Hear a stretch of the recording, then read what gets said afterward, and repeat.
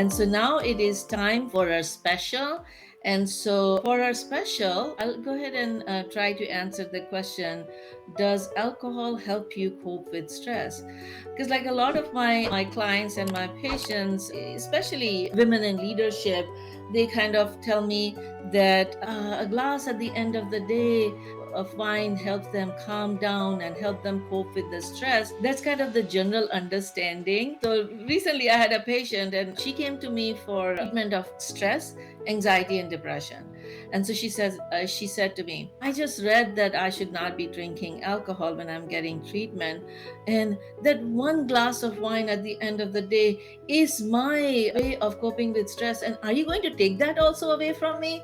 And I said, I'm not taking anything away from you. It's your life. You make the decision, but make the decision, make an informed decision. You are in leadership. You make a decision based on the right information. So you don't make the decision on deception. So I shared with her like 5 ways alcohol deceives you about how it helps you manage stress, and that helped her understand. Would you like me to share that with you? Yes, totally. Absolutely. I mean, so many people can identify with that. Yeah. Absolutely. Yeah, so two things that you probably know that alcohol helps you with is, well, some people say it helps me numb my feelings. So when I'm really feeling stressed, it numbs it out, and then it helps me fall asleep. So that's a general experience. So let's kind of go into detail how it is actually that positive thing that you see actually turns to negative. When alcohol numbs your feelings down, then you don't process what was bothering you, right? And so then the next day when you wake up, the problem is still there. You haven't processed. And so that those feelings come back with a vengeance. So a little bit of numbness, but then more trouble later on. Okay. The second thing that people think it would help them sleep, well, because it numbs you down, you fall asleep. But even one glass of wine actually messes up your sleep architecture, and your sleep is not restful. So when you wake up in the morning, you wake up with headache and you don't feel rested. So the benefit that you think it is giving you is actually causes you problem. The third thing that you may not know or you may not realize, that when you're drinking alcohol, it is giving you empty calories. So like you just said that it's the amount of calories going in and the amount of calories going out really determines your body weight. So when you are putting in extra calories, it is just adding extra weight without you even realizing. The fourth thing that you may not know is alcohol decreases your seizure threshold. So, what is seizure threshold? Seizure threshold is your body's ability to tolerate electric current. And so you can get electric current from many different ways, whether it is like lightning or electric, but there's a lot of electricity going around you. But our body has the tolerance, so it helps us not to have seizure in reaction to those currents. So let's say if your body's tolerance is 500 volts, okay, so if you get a current of 400 volts, you would not have a seizure because your body has that tolerance. Okay, when you drink alcohol, it decreases your threshold, and especially if you're combining it with some other medications that also reduces your threshold, then your threshold is low. So let's say your threshold goes from 500 to 300. Now if you have a 400 volt current, then your body is going to go into seizure. So you are putting yourself at risk of seizure.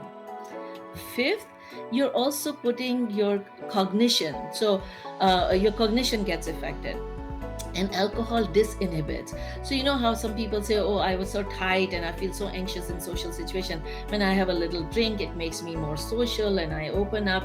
It's because it is disinhibiting your inhibition. Because of the same reason, there are so many bar fights, because people's ability to control their behavior gets inhibited. And so now they do things or say things that later on regret. And so there are many more ways that alcohol deceives us. Some people say, oh, one glass of wine is going to make my heart strong. Well, there are some studies that show that, but there are a lot of studies that show that a lot of alcohol can actually cause cardiomyopathy. So it can actually cause problem for the heart in the long run.